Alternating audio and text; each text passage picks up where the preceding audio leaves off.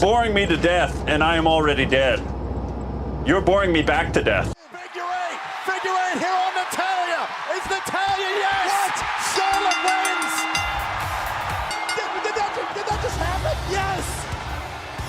Here are your winners and the new Raw Tag Team Champions, Sheamus and Cesaro.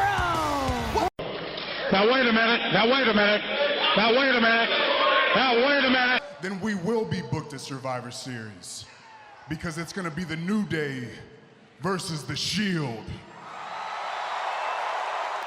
The fifth member of Team Raw is me. Oh my God! What?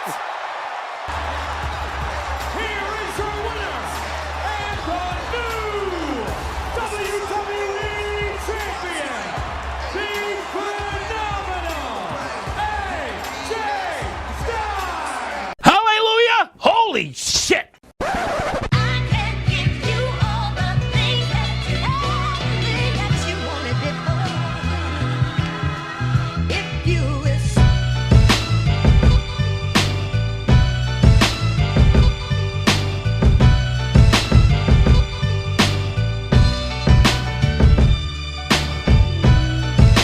Welcome to Orsini's Uncensored Mind, and now your host, AJ Orsini. How in the hell is everybody doing out there right now? My name is AJ Orsini, and I am once again your host for Orsini's Uncensored Mind, and hallelujah, holy shit indeed. I have had a fucking week. One for the fucking books. This is supposed to be a fucking outlet for me, and I'm telling you, the podcast stuff is actually not causing me any stress at all. It's actually been pretty fun to be doing thus far. I'm growing. I'm trying to improve on different things, and we'll get to more about the actual physical part of this podcast, man. But holy shit, what a fucking week! What a fucking week! I have had a lot of things going down, and it pisses me off that this is episode 6. We are at the 6th episode here, and that means 6 weeks. Technically on paper, that means 6 fucking weeks. And this is the second time I've had to preempt because of some bullshit that's happening in my life that is not even related to this or anything positive for that matter. It's just a scheduling thing because other fucking things in my life are getting in the way. So I made this post yesterday letting everybody know, letting all of you know that I was going to be preempting this for the next day. And the reason for that is because I had some school stuff that I needed to take care of. For those of you who do not know, I am attending some college classes for some stuff that I'm working on. And everything just got fucked up. So starting to rethink the whole Wednesday decision. Starting to think it, especially if this is going to start becoming a habit, because 2 episodes out of 6, that's a third of my work thus far being preempted because of stupid shit. So, and not just regular average stupid shit, but like extreme stupid shit. So I don't like preempting shit that I like to do because of stuff that I don't like to do, pretty much dominating my fucking life. So we're going to have to shake some shit up and move some shit around and do some things. I chose Wednesday originally because Wednesday had a very important day for me. It was kind of the short version of the Wednesday story, which I was asked recently why Wednesday, if that was the case, because most podcasts come out Saturday or Sunday or Friday night. And that was part of the reason why I didn't want to release my shit on Friday or Saturday or Sunday night, because everyone else fucking does it. I wanted kind of a weird fucking day to put my shit on. It's a weird fucking show. And I'm a weird fucking guy, and I just wanted to do something weird with the podcast and put it out on Wednesday. And Wednesday was decided upon because, short version, and not to get too personal, but that was when my group of friends and I used to get out there and do stupid shit. Wednesday was always kind of a wrestling day for a lot of us because, we had Raw on Monday, we had we had SmackDown on Tuesdays, I believe, also, and then we had TNA Wednesdays.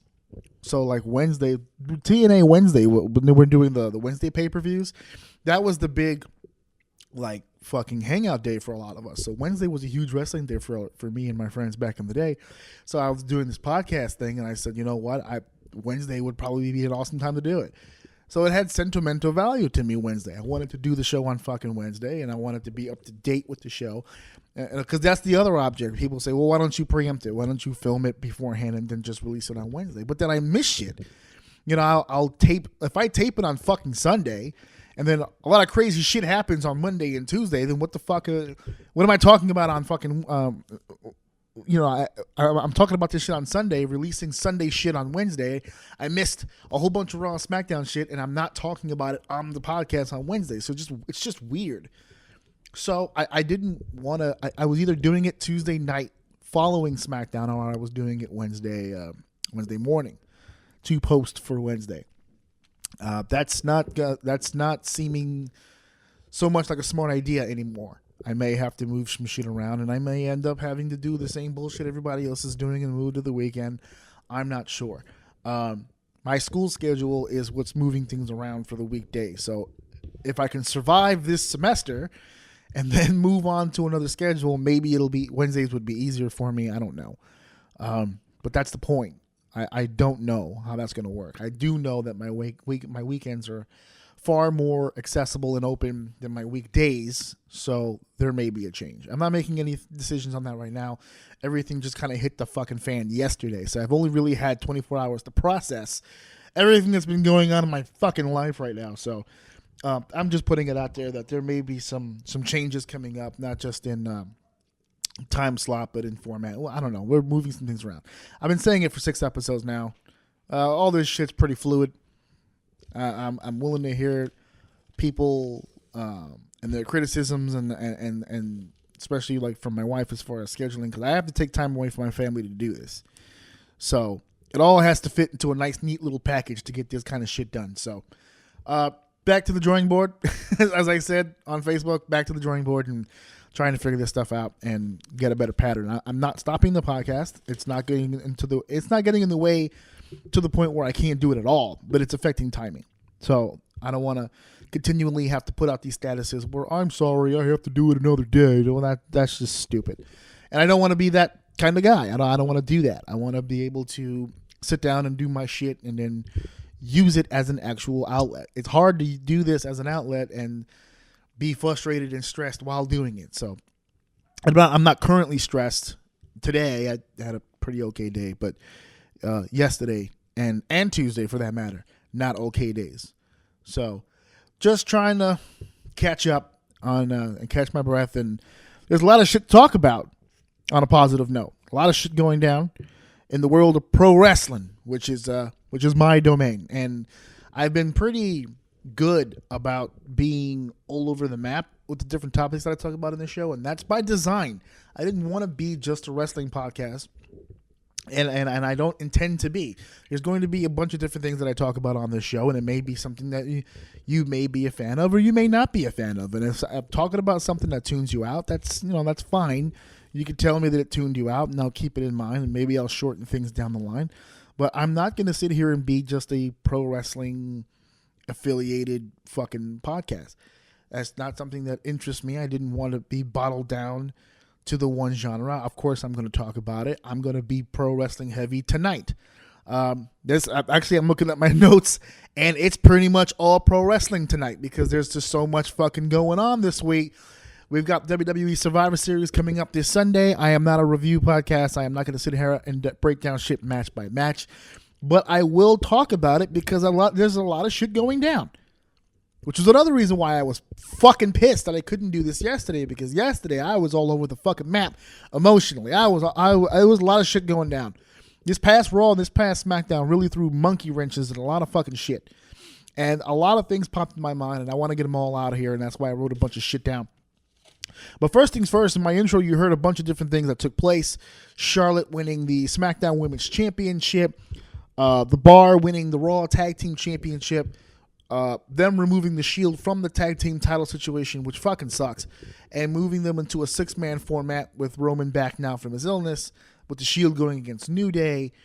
You guys heard Jinder Mahal losing the championship to AJ Styles. there's a lot of moving fucking parts here. Okay?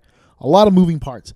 And it has to beg the question, because the card that we have now last Tuesday, this past Tuesday was the Go Home SmackDown show. The card that we have at this moment is the card going in. Okay, and just for quick reference, because I'm going to be all over the place here, so I'm going to name these matches for the point of reference. Okay, because Enzo Amore will be defending the WWE Cruiserweight Championship against Kalisto in a rematch. The United States Champion Baron Corbin, representing SmackDown, will be taking on Raw's Intercontinental Champion The Miz. There's going to be the 6-man tag team matchup that I mentioned, The Shield going against The New Day. Alexa Bliss will be representing Raw as their women's champion, going against SmackDown's new women's champion, Charlotte. We've got 2 5-on-5 elimination matches. We have a men's team and a women's team. For the women's team, on Raw, we have Alicia Fox, Bayley, Sasha Banks, Nia Jax, and Asuka against SmackDown's Becky Lynch, Carmella, Naomi, Tamina, and a partner who has yet to be named. And we're going to talk about this women's match in a second, because there's just so much going on with that women's match. But the Raw men's match, Kurt Angle captaining Team Raw with Braun Strowman, Finn Balor, Samoa Joe, and now Triple H being added to that match in place of Jason Jordan. And on SmackDown Live, Shane McMahon captaining the blue team with Survivor Series legend himself, Randy Orton, Bobby Roode, Shinsuke Nakamura, and John Cena. And there's a lot going on with this card, in the sense of 3 weeks ago, this card did not look like this. Okay, and we're talking about the span of, I'm being gracious when I say 3 weeks, because I think a week ago the card did not look anything close to this. This card that I'm holding in my hand is a card that I want to fucking see. The card that I have to scribble out in place of it is a card I did not want to see. This podcast that I'm doing right now was going to barely mention Survivor Series, because there really wasn't much going on about it that I actually wanted to fucking talk about. Almost nil, to be honest with you, because there wasn't a whole lot that was interesting me. Okay? Jinder Mahal and Brock Lesnar was a car crash. Everyone knew that. It was going to be a one-sided affair from Brock Lesnar. I love Jinder Mahal to death. People still to this day think I'm bullshitting when I say this. They think I'm trolling. They think I'm trying to be funny or get likes. I'm being super serious when I fucking say I like Jinder Mahal. I liked him as a fucking heel. I liked him as a fucking heel champion. And you cannot deny that if Jinder Mahal would have faced Brock Lesnar at Survivor Series, it would have been the first time in a long time that Brock Lesnar would be in a fucking match where we can clearly see whether he's a babyface or a fucking heel. Because we can't tell the fucking difference anymore. And people like to use the word tweener. Tweener is a garbage term. I fucking hate tweener. There's nothing about a tweener that fucking exists to me. And Brock Lesnar's no different. To me, Brock Lesnar is a heel. He's just not a very good heel, because he seems to get these mixed reactions. Paul Heyman goes up there as his mouthpiece and heals it up. He likes to refer to himself as being edgy, being extreme. That's Paul Heyman being Paul Heyman. To me, Brock Lesnar is a heel. Unfortunately, against Jinder Mahal, he would not have been the heel in that particular matchup. People would have been expecting and rooting for Brock Lesnar to destroy Jinder Mahal. That's how much heat that guy fucking has. And trust and believe, folks, before this year is over, I still believe Jinder Mahal will be a 2-time World's Heavyweight Champion, or WWE Champion, I should say.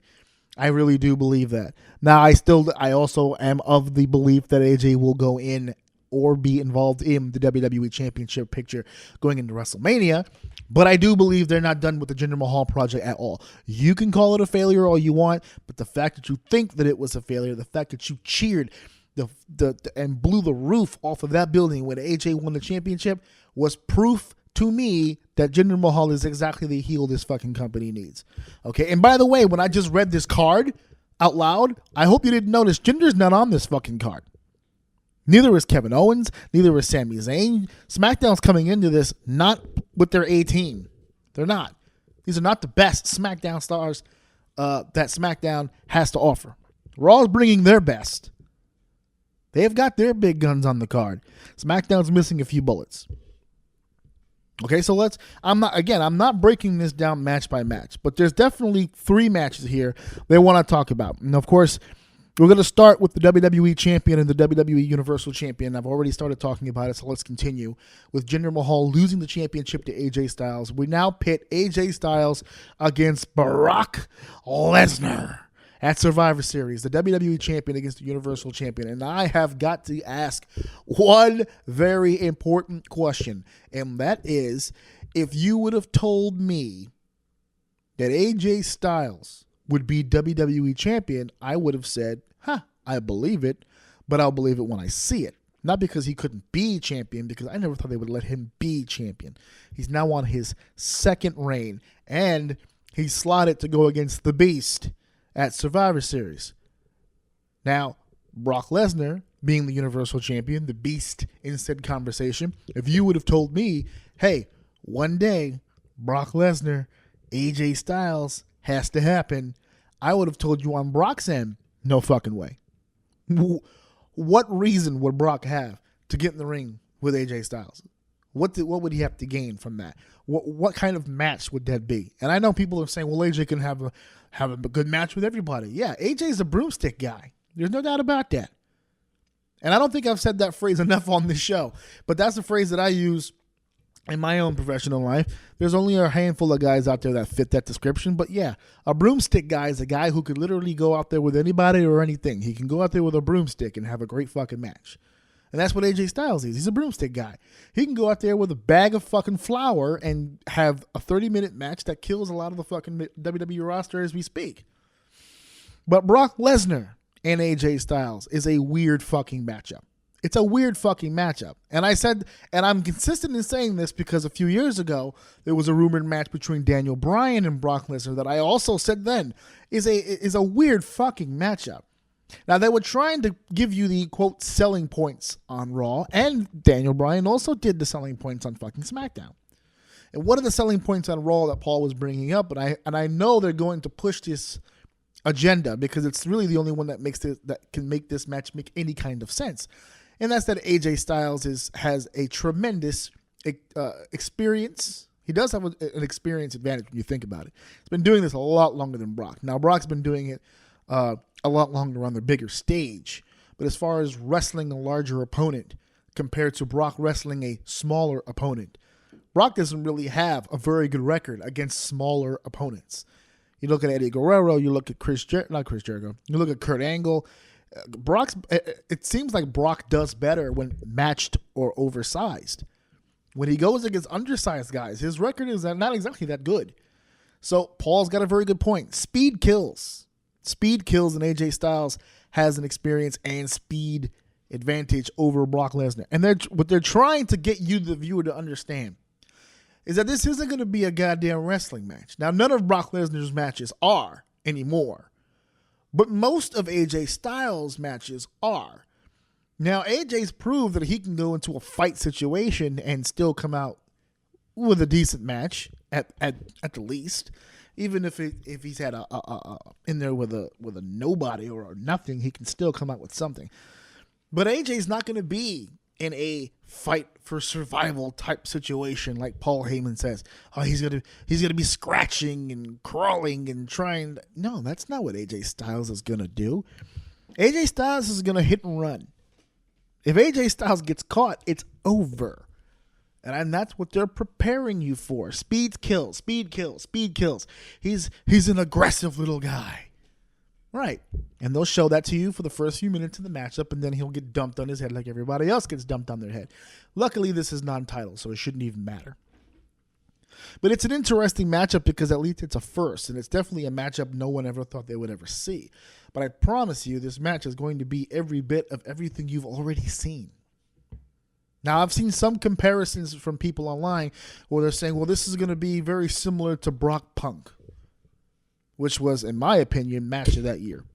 Rivaled only by the match that followed after it with Daniel Bryan and John Cena.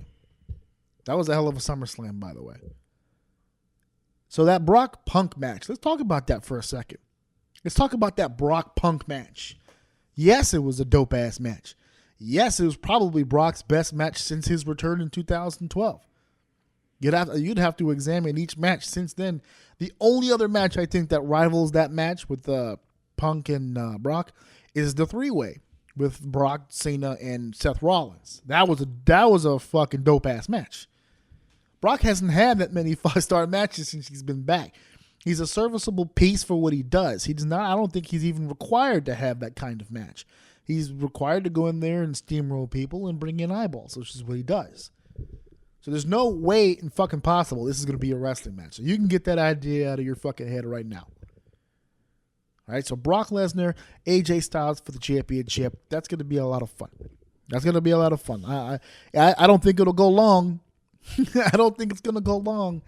And I don't think they're going to have that kind of a match. Oh, I was actually going to say, I skipped the whole part. The Brock and Punk situation. Brock, Punk, and Paul Heyman, that triangle right there. Punk had a lot to say. He had a lot to say what was going on. He was not going to just sit there and just fucking lay down. I don't know if AJ Styles has that kind of pull just yet. Where are they going to go in and say, all right, well, Brock's going to do this and Brock's going to do that, and you're just going to bump your ass off, and AJ's just going to go, I don't know about all that. Well, maybe we can do this, this, and this. I don't think AJ's got that kind of momentum yet. I don't think so. So, and I may be wrong. And maybe that's not what the company wants. Maybe they do want a competitive matchup. I don't know. Talking out my ass right now. But I don't think that he does. So I'm expecting more of the same, to be honest with you. I'm expecting more of the same. And that's the championship matchup. Okay? Let's talk about the women's 5-on-5. Holy shit. This women's 5-on-5 match, it's the only matchup of the card, in my opinion, just looking at the card, that it just feels like it's had the world's largest buildup. Like, it's the one matchup that I just feel like every fucking week there's just more to the story and more to the story, and Fox gets named captain, and each week she's naming another person. So it's Jax, and then it's Asuka, and then the tag match against Sasha and Bayley, and then Sasha gets added, but not Bayley, and then the next week Bayley's got to go into a triple threat match to earn another spot. It's just been piled on and on and on and on and on. And on SmackDown side, it's the same deal. Lynch wins the captainship, and then just little by little, we just start building and building and building this team. And it's a team that had Charlotte on it, and now doesn't. Charlotte now goes into the champion versus champion match, which to me, this setup now kind of gives away the men's tag match as well, if you think about it. Because that Raw team is fucking stacked in comparison to the SmackDown team. And that's no disrespect to Becky Lynch, Carmella, Naomi, or Tamina. But those last three names, Carmella, Naomi, and Tamina, I know Naomi just came off of a title run there, but she's not exactly considered one of the top divas. Carmella has also not made that kind of progress yet. She's still holding the Money in the Bank briefcase. She's not cashed it in yet. Survivor Series would be a lovely time to do so. And then there's Tamina, who's, Tamina in comparison to Fox. Now, the weakest person on this team is Fox, but Fox the captain. So I don't know. I've got this feeling like Fox may have a bigger role in this matchup than we all think. But Bayley, Sasha, Nia Jax, Asuka, that's a strong fucking team. SmackDown had a strong fucking team when they added Charlotte. Now with Charlotte gone, it doesn't really have that same vibe. And I know that we haven't named a fifth woman yet for Team SmackDown. They've kind of kept that, close to the chest there. And there's been rumors, Nikki Bella, Paige. There's a lot of rumors, but it doesn't really matter. It doesn't really matter. The Raw brand is, for the women's side, it's too stacked. It's too stacked, and I think that's why I say that it kind of gives away. It kind of gives away the Raw men's tag match, because we look at the Raw tag match: Angle, Strowman, Balor, Joe, Triple H. I mean, what a strong team. And then SmackDown, you Shane, Orton, Rude, Nakamura, Cena. Now, on paper, you would think SmackDown has the the shorter team, if you think about it. Not short physically, obviously, but the weak. I don't want to say weak. That's the thing. They're both strong teams, but between the two, Raw's clearly a stronger team on paper. Okay, but that's the point. See, they've ran this formula before with the bragging rights pay-per-views and we've had Survivor Series matchups where the two teams would go against each other, and we've had Raw win some, we've had SmackDown win some, but it always tends to be whoever needs to win more. And honestly speaking, SmackDown needs to win more, especially with those players. Rude and Nakamura in particular are the reasons I believe that SmackDown's probably going to win these matchups. Strowman, Angle, Balor, Joe, Triple H, those guys don't need the win. A big pay-per-view win for Rude and Nakamura, especially since this would be Rude's biggest match to date. Nakamura's had some championship matches, but this is Rude's biggest match to date. He absolutely needs to hit a home run here. A good showing here would be awesome for his career. Especially since we're all that meme that was going around. We got with the ages 38, 40, 42. I mean, these guys aren't exactly spring chickens, so you have to give this win to the team that needs it the most. Quite frankly, SmackDown needs it the most. So I could see the Raw women's team winning and then the SmackDown men's team winning and just splitting it down the middle. And now you got your tiebreakers throughout the course of the show. You know, Miz and Corbin and the Usos in the bar and Brock and Styles, and to Shield and New Day, we can go all day with this. Bliss and Charlotte, so you can have your split decisions later in the card. But as far as those tag matches go, I could definitely see it flashing in that way, most definitely. And I'm excited about this show. I am excited about this show. You know, so I'm glad they made the changes that they did. And I started thinking about that. Well, it kind of makes two pay-per-views in a row, doesn't it? Where they had a plan, and we were promoting this plan, and then something comes along and fucks up the plan, and now I have to recover here. I have to think quickly on my feet and figure out, oh shit, what do I do now, and what do I put in place here, and how do I move this around? The TLC pay-per-view that took place for the Raw brand. You know, Roman Reigns is out. Bray Wyatt is out. So now we have to plug in new people to make the people happy. And they did that with Kurt Angle going into the main event and AJ Styles coming over to face Finn Balor. And this is now the second pay-per-view in a row where something has happened. This time they're not sharing it. But clearly something has happened backstage where they're saying to themselves, we need to make some moves here. This isn't really working out. And they've just kind of shuffled the cards. And now we have all these different matches, and they're all great matches. So at first, you look at the cards, both TLC and this one, you see the original plan, and then you see the revised version. And you get mad. As a fan, you have to be mad. And you say, well, why the fuck isn't the revised version the fucking original plan? Why does it always seem like the original plan is doomed? And then when you try to recover from it, the recovery was better than the fucking original. Why don't you just book it like this all the time and you won't have any fucking problems? And then I started thinking about it. Just further thinking about it because it was really pissing me off. And then it started to dawn on me. What if it's not an accident? What if it's not recovery? What if the original plan was the facade all along? What if they bait and switched you? What if they gave you this piece of shit, right? They gave you a gift, a box, a nice purple, we'll give it a color, purple with a red bow box, right? And you open the box. You know, you're super excited that you got this present, this gift. You open the box, and inside the box was this nice, leveled, and no cracks in it, just a nice little piece of shit. Just like an adorable shit, you know? It doesn't have that horrific smell. It's just like a light poo-poo aroma, right? It's just a small little shit, just a quaint, perfect, Christmassy little shit in this box. And you say to yourself, wow, that's a piece of shit. I can't believe you gave me a piece of shit. But then in your shock, you know, you set the box down maybe a little harder than you should, and you hear a cracking sound as you put the box on the table, and you say, oh no, I hope I didn't crack my shit. And then you go and you grab the box, and you look into the box, And inside the shit, now the shit is cracked in half, okay? And inside the shit, you see little flakes of 14 karat gold. Yeah, within that shit was 14 karat gold. And that's what it always seems on paper to happen. On paper, that's what it always seems to happen. They give you this shit, and then something happens that cracks the fucking shit in half, and they manage to find gold in the middle of all this shit.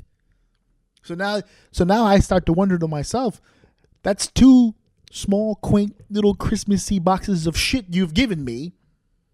Starting to wonder now, why do you keep giving me shit? Why don't you just give me the gold flakes? Well, maybe, just maybe, they're giving me the gold, they're giving me the piece of shit so that I can appreciate the 14 karat gold in the middle. Maybe, shot in the dark, maybe they're going out of their way to create moments that are unpredictable. Because quite frankly, in the day and age of the internet and everyone trying to be popular on social media, surprises are kind of fucking hard to come by. I mean, there were a lot of people that kind of knew that Jinder was going to drop the belt on SmackDown, but not really. And they kind of knew, I think it was the day of SmackDown, when they were like, well, Charlotte might drop the belt tonight. And there's been a lot of conversation about surprises. And there haven't been many fucking surprises. But there have been a lot of surprises this week. Surprises, the kind of surprises that on paper you would try to quantify and say, well, there's no way that Natalya's going to drop the belt. They've been promoting that matchup for 5 weeks. Why would they promote Bliss and Natalya for forever just to pull a bait and switch at the end and have Charlotte go in? Because maybe Charlotte versus Bliss is the match we wanted to see. We just didn't know it until we cracked open our little Christmassy shit. And everyone's been bitching online about Brock and Jinder Mahal. Either they're bitching about the fact that the match would be terrible, or bitching about the fact that the outcome would be too predictable. And then wham bam, before you can blink, you have Brock versus Styles, and now everyone's confused. Can Styles win? No. Will he be squashed or buried, as the internet likes to say? Probably not. We don't know. We don't know what's going to happen. We all knew Triple H has been all over the house shows. He was in Chile. He was in England. He's been wrestling for the last few weeks. Was it really a surprise on Raw when he came out and said that he was the 5th man for Team Raw? Yes, it was a surprise. Why was it a surprise, though? Because Raw didn't have an open slot. It had 5 members. Jason Jordan. Jason Jordan was on this team, and Jason Jordan was looked at as kind of a wink link, and I get it, but normally when you have a guy on a team like this and you say, well, he's the wink link, normally what they would do is they would put that guy in a matchup and really challenge him, and the guy would get his ass beat, but he'd follow through and show his guts and show his determination, and he'd win the crowd over, and he'd win over management, and he'd prove his weight. And he would sit there and say, I'm not a weak link on Team Raw. I'm going to go in there and win the Survivor Series, and I'm going to be a big star. And you know what they did? They put him in a match with a crazy motherfucker who challenged him and beat him up good. And he showed will, and he showed determination. And he said, I will win no matter what because I can do this. And you know what he did? He did. He won. He beat the crazy guy. He showed his will, his passion. He showed everything he needed to show. He earned his place on this team. And it wasn't but 30 minutes later when he was no longer on the team. Surprise! Surprise! They went against the formula. They went against the norm. Normally, they force feed you this babyface bullshit and show you that he's... And then they would have made him like one of the sole survivors on the team to get that one lasting push. No, he fought the crazy guy. He beat the crazy guy. The audience booed him for beating him. Then they booed the bad guy for beating up Jason Jordan right after and damaging his knee. To the point where the audience chanted, thank you, Bray. Or thank you, Wyatt. And then Kurt comes out He starts doing the promo about the 5th spot. Jordan comes out. This is supposed to be his son. He's in tears. He's hurting physically. His knee could possibly be injured from here to Timbuktu. Bray Wyatt did a fucking number on it. But he's proud. I won, Dad. I earned my spot. I finally have a chance after all these years, not just to be like you, but to team with you and to be on the same team and represent this brand together. This is our opportunity, and I'm telling you, 9 times out of 10, that promo would have worked, but the crowd booed because that's not the guy that they want. Cue Triple H's music.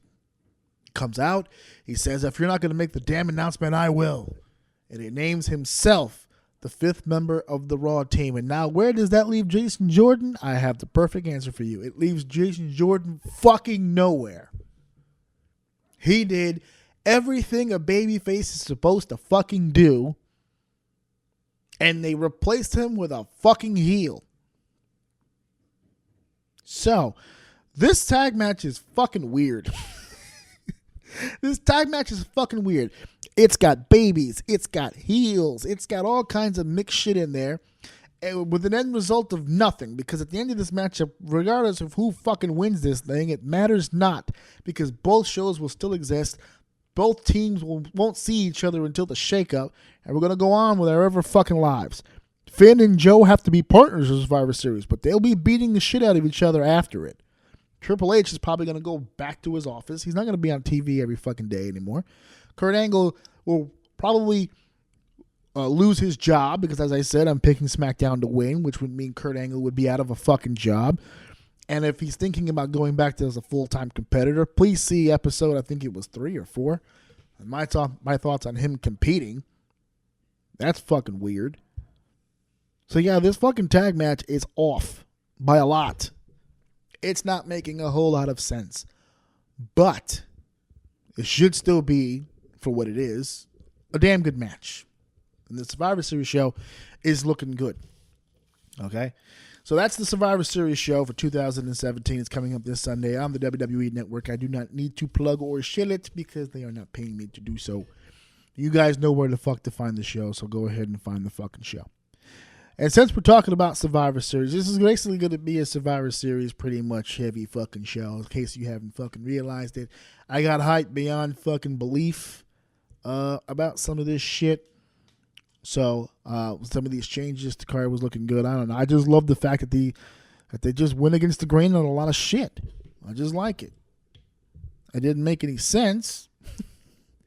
Logically, it didn't make any sense, but I like the idea of them shattering their own fucking thoughts and processes on shit, because it opens the doors later down the road for when they finally get their shit together and try to make sense of storylines. At least I'll know that once they start writing good, it'll come out good, because at least now they're not afraid to put themselves in a box. They're pretty much uncuffing themselves and really opening up the creative floodgates. So I'm hoping that these shakeups that they've been doing, maybe who knows? Because TLC was due to sickness. That's why they made changes, and the changes were so positive, the numbers jumped. So maybe they just said, "Fuck it, let's just do that all the time."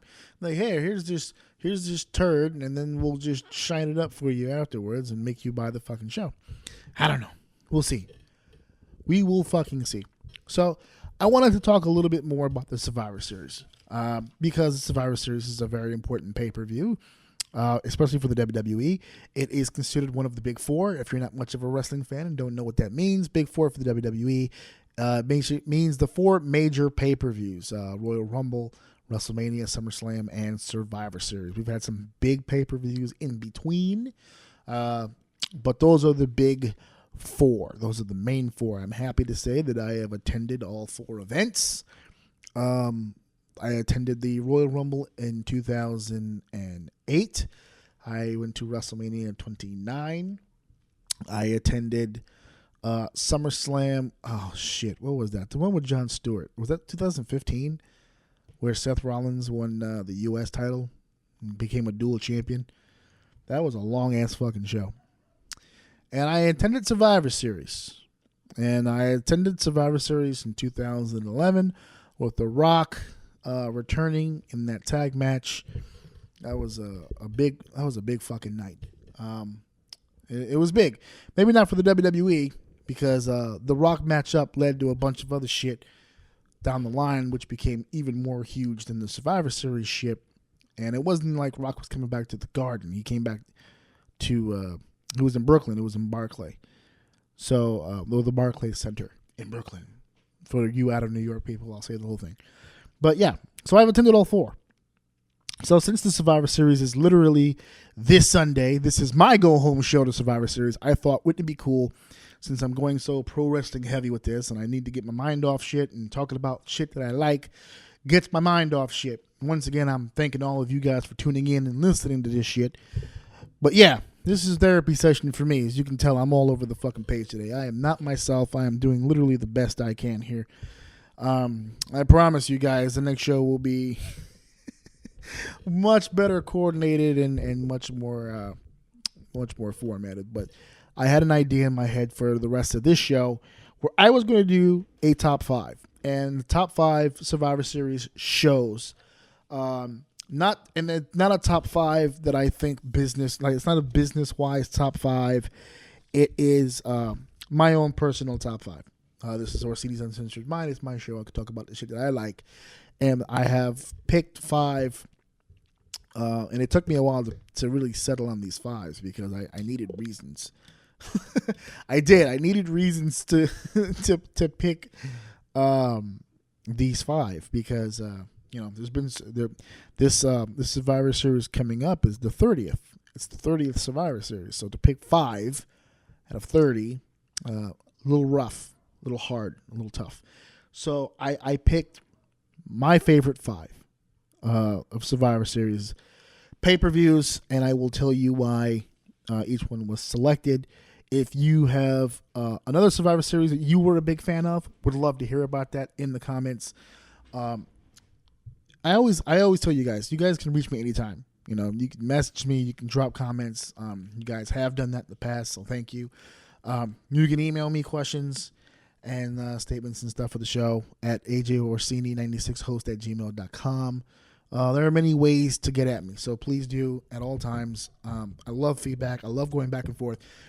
And I know this is going to be a hot button for certain people. Like I've already have a few people that I know in my mind are going to hear this 5 and they're going to go, "You're fucking crazy." They'll probably start taking off. How could you not have this one on there? It was so great. And there were a lot of great fucking Survivor Series pay-per-views. I'll tell you right now, one of the ones that's not going to be in my top 5 that I was kind of like iffy about. I was just like, maybe it should, was the 99 Survivor Series, and it was really close to me. The only reason I didn't put it on is because it didn't have the main event that it should have. And had it had that main event, maybe it could have edged one of these out.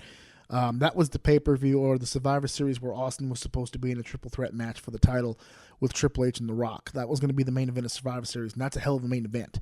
Stone Cold Steve Austin, Triple H, and The Rock. And I know for a fact I would have loved that match, and it might have gone down as one of my favorite all-time matches had it happened. I don't think it ever did happen. They definitely never did it on pay-per-view again. If it ended up being a Raw match or a house show match somewhere, I don't know. But I know it never got booked on pay-per-view again. But yeah, so that's like an example of what I'm talking about here. So let's get into this. The top 5, my favorite top 5 Survivor Series of all time. And they all have personal, I have a personal attachment to all of these. And I'm going to start number 5 off with the Survivor Series I just mentioned, which was 2011.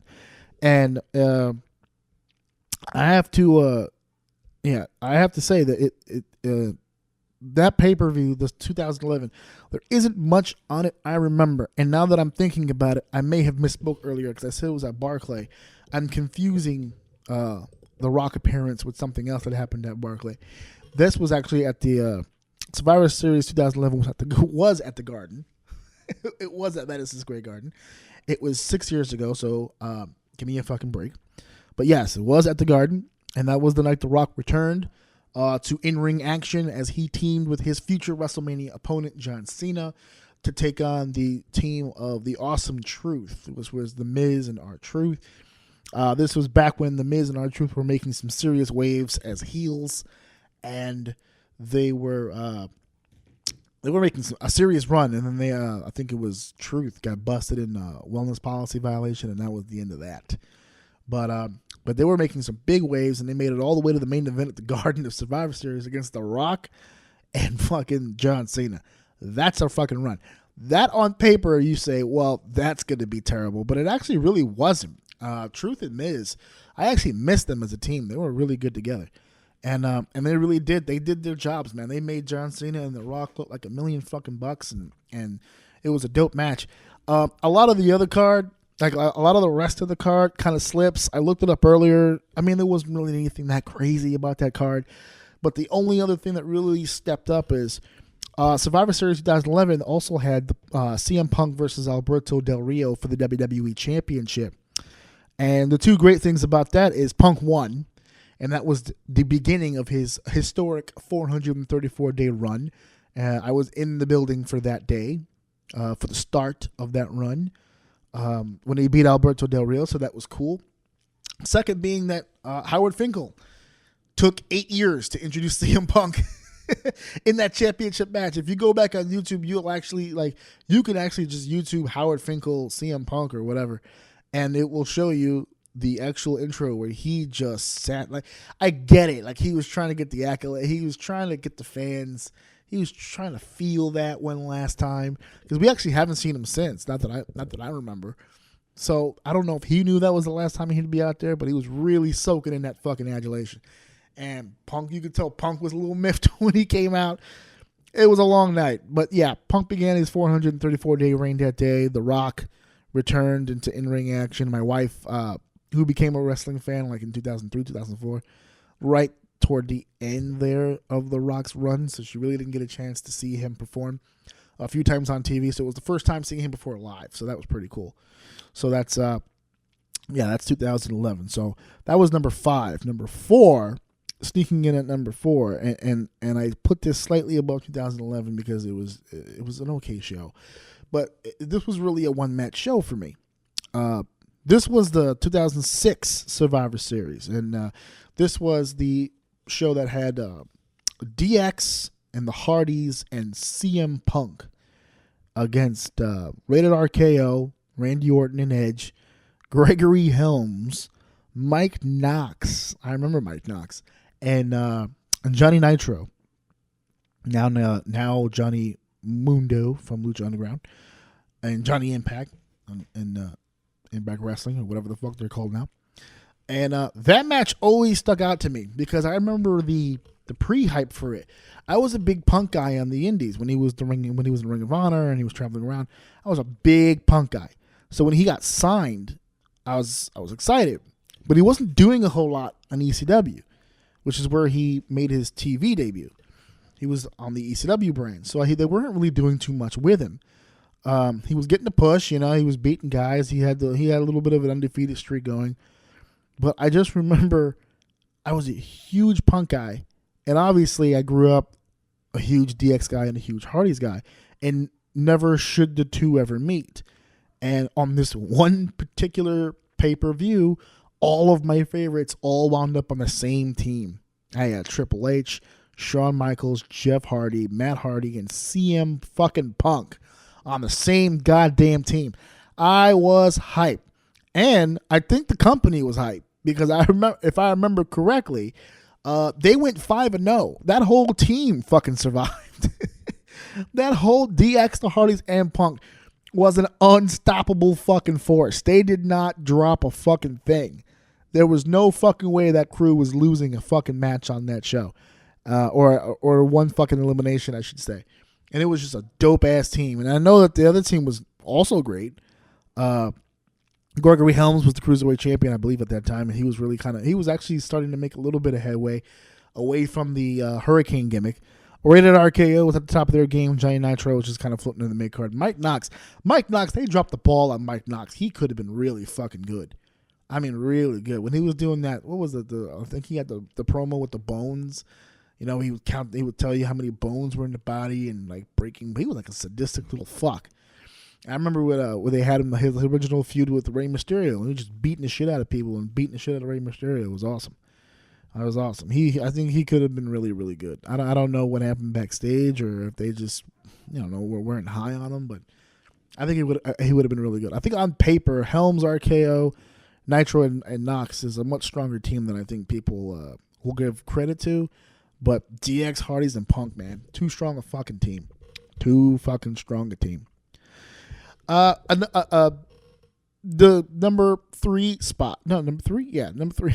The number 3 spot is going to go to the 2002 Survivor Series. Now, I know, another Garden Survivor Series, New York guy.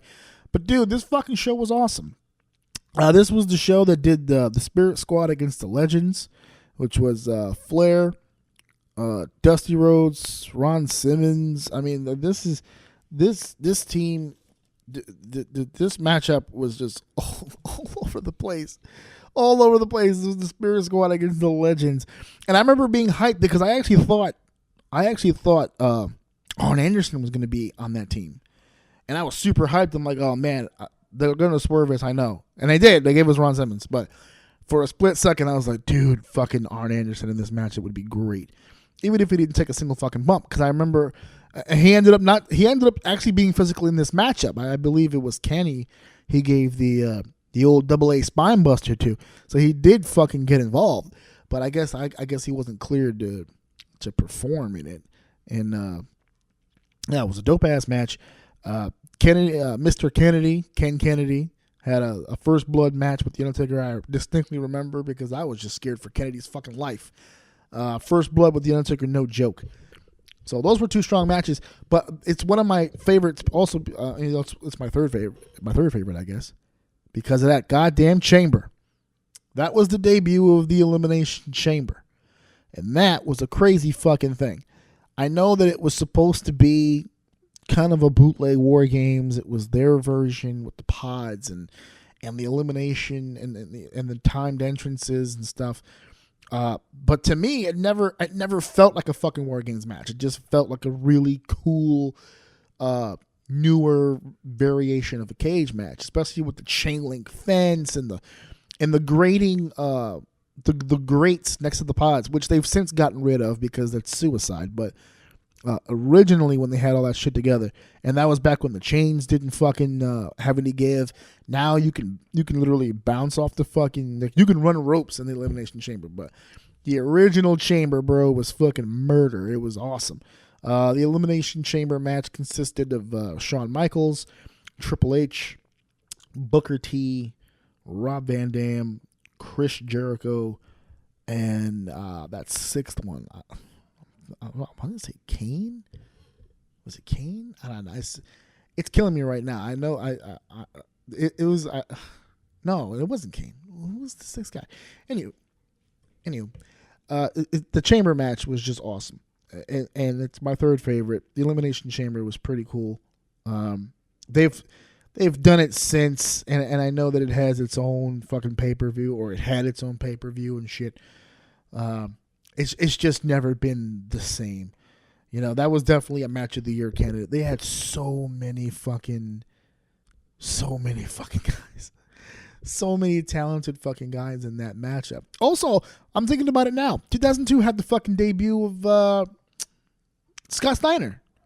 It had the Scott Steiner debut where Matt Hardy, the V1, and Chris Nowinski are out there shooting promos on each other, and then all of a fucking sudden, fucking Scott Steiner, Big Papa Pump, debuts in the WWE. I remember that shit.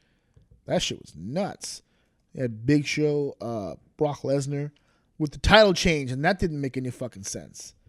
That made no fucking sense. But yeah, that was a hell of a fucking show, man. Really, I really love that show. But not as much as I liked 2 other ones. And my number 2 spot, actually, just hold on a second, because it really is fucking with me. Shawn Michaels, Booker T, Chris Jericho, Kane. Yeah, see, I knew it. Kane was in that match. Oh, I had to confirm it. It was fucking with me. Oh, well, now that I have it in front of me, Los Guerreros against defeated Chris Benoit, Kurt Angle, Edge, and Mysterio. Dope ass match. I remember that. triple threat elimination. Los Guerreros walking away with the win. Yeah, Victoria and Trish in a hardcore match. Bro, this fucking the opener with the Dudley Boys and Jeff Hardy against 3 Minute Warning. Man, this show is fucking stacked. 2002. Our second, or my second, favorite of all time. 1998. 1998 was the 16-man tournament to crown a new WWF or WWE championship or champion. And that was the one that had 16 guys, and like all the openers had like 10-minute time limits. And they had like Ken Shamrock and Jeff Jarrett. Like all these guys were technically in championship matches at Survivor Series. X-Pac and Mankind had a hell of a run. I love this pay-per-view. Yes, I get there's a lot of criticism on that pay-per-view, and I get it. But I love that fucking pay-per-view because it just told such a great fucking story. Such a great story, all the way down to the swerve at the end with The Rock turning back to a heel, because technically he was a heel the whole time, and the fans started cheering him, and he started floating a little bit more toward the babyface, and then bam, right back to heel with this fucking this fucking turn. And I don't know, I just fucking loved it. I loved the way they handled Stone Cold, because Stone Cold was obviously the prohibited favorite. You can tell that Stone Cold was just going to run through everybody, but then he doesn't. He wasn't even in the fucking finals, and I think that was perfect. The way they handled everything, the way they got The Rock as much as much fanfare as they possibly could, all the way up until the very fucking end. It was just a well done show. The Rock winning his first championship. I mean, I can look past the sharpshooter finish when The Rock they redid the screw job finish from the previous year. Like, I get that. You know, they were just trying to get some shock value in there, but it didn't need it. I mean, the way they had everything set up, it was booked perfect. It was just great. Overall, loved it. I loved the fact that The Rock walked away with a championship, a new face, a new main eventer. It was perfect. I think Rock had like 4 matches that night, but one of them was like bullshit because he beat Boss Man in like 4 seconds or some shit. Like, he had legit matches. Like, he fought fucking Ken Shamrock, and he fought The Undertaker. So he had legit combat. It wasn't all fucking crazy. And The Rock ended up defeating Mankind in almost 20 minutes, you know? So it was like 10 minutes, 20 minutes. Like, the guy had a long night. So yeah, 1998, great fucking show. Which leaves now my number one favorite. And when I say my number one favorite, I'm sure everyone's gonna fucking scoff, and you're all just gonna fucking say to me, dude, really, you had to fucking pick that one? But yes, I had to pick this one because it's the one that affected me the most. This one always stuck out in my head. It sticks out on your head too because it's the one everyone fucking talks about. This is it. This is the fucking one. Survivor Series 1997. Boom, there it is. It's on the table. There it is. Take a look at it. I'm plopping it right on the table. There it is. 1997. Now, I know everyone's going to sit here and say, all right, you chose it because of the screw job. No, I mean, well, yeah. I chose it because of the screw job. I chose it because of the screw job. But the screw job was one of many situations on that show that were just fucking outrageous. Outrageous.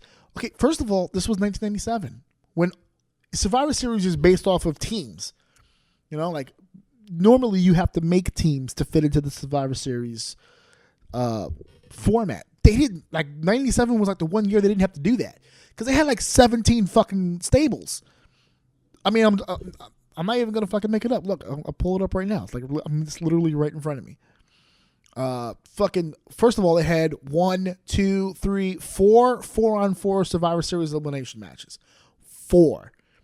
Fucking Truth Commission versus the Disciples of Apocalypse. Team Canada versus Team USA. The Godwins and the Outlaws against the Headbangers and the Blackjacks. Like, this was a real fucking Survivor Series pay-per-view. This also had 2 other, besides the screw job, 2 other singles matches that were very fucking important. The first of which was Kane's in-ring debut. Kane made his debut at the Survivor Series. his in-ring debut wrestling against Mankind. That was the one where it was like a red light the whole night. They had a red light on the entire fucking match. And he just started beating his fucking skull in on the fucking ramp and all that stuff. Like, they really showcased a monster here in Kane. Okay, and the other singles match was Stone Cold Steve Austin against Owen Hart, and this was the rematch from the SummerSlam when Austin broke his fucking neck, or I should say Owen Hart broke his neck, and this was the big rematch. So this was Stone Cold Steve Austin's return to action, and for a second there, no one thought he'd ever come back. And here he was, returning, Stone Cold Steve Austin and Owen Hart. So this show, besides from the screw job, was already a pretty good show. But the screw job, Shawn Michaels and Bret Hart, made this show fucking legendary. I can make the argument right now that without the screw job, there wouldn't be a Survivor Series now. And anybody who's in the business will tell you that for a few times, there were a few instances where the WWE actually tried to drop the Survivor Series moniker because they just felt like it wasn't mainly what it used to be, and it just wasn't a huge attraction anymore. It's that history of, because they always reference it. The screw job has lived forever. So to eliminate the show with that kind of fucking history, it's hard for them to let that go. And they haven't let it go since. If I remember correctly, I remember buying tickets to Survivor Series 2011 because I was under the impression they were getting rid of it. There was a pay-per-view, and this is going back a little bit. Maybe I'm showing my age here, but in 2011, there was a pay-per-view named Wild Card that they were fooling around with, where it was going to be like some sort of like, it was very similar to Survivor Series, but it was like random teams and random placement and shit. So they were actually thinking of eliminating that pay-per-view a while ago. And the reason that I always hear from people as to why they just kind of backed off from that was this legendary history of Survivor Series that people always talk about. And it's always had great matches, and it's always had great moments and stories. And the screw job is number one on that list. It's not a positive thing, but it is a thing that exists. And I don't think they'll ever want to get rid of it. So that's why it's my number one. It affected me so much. I remember that night like it was yesterday. I was so lost, so confused. I didn't know what the hell was happening. I didn't know what I was seeing. It's one of those moments where it's just like it's embedded. It's a part of who I am at this point. Survivor Series, 1997. So just to recap, all right, number 5, Survivor Series 2011. Number 4, Survivor Series 2006. Number 3, Survivor Series 2002, number 2, Survivor Series 1998, and number 1 is Survivor Series of 1997. So that is episode 6 of Orsini's Uncensored Mind. Pretty pro wrestling heavy show, and you know what? Felt fun. I did not wing this episode. I have plenty of notes in front of me, but I did not have the show tonight that I wanted to have. So many things going down, so I apologize. As we get closer, it's going to sound funny, but as we get closer to the holiday season, my schedule actually starts getting better. So I will have a lot more coming up with you. With the holiday season coming up, Black Friday, all kinds of stuff going on, I will be spending the next few weeks not only doing this show, but doing everything I can to improve it. So there's going to be a lot of changes, a lot of things coming up. So I will be announcing all of those things on social media. We already have plans in the works for some video content to come up. A few more extras and stuff for Podbean. So I mean, there's plans on the table. It's just a matter of having the time to actually do them. So once I find that time, I am going to just rip open all this creative shit. So anywho, thank you so much for coming out. Thank you so much for downloading and for listening and for supporting, and I can't thank you guys enough. I've gotten so much positive stuff back from people about these shows, and I'm more motivated than it seems. It's just, you have to excuse me, a lot of personal stuff going on, but I will get through, I will endure, and I will excel. So it's what I always do. So next week, it will be post-Survivor Series. Since I did this whole fucking thing on Survivor Series, I don't think I'm going to divulge too much into the actual show afterwards, unless something crazy, fucking nuts happens. I'm probably going to do a little less WWE Survivor Series on the next show, because there's so much more stuff to talk about. in the world of wrestling and in the world of entertainment. So thank you guys for checking me out.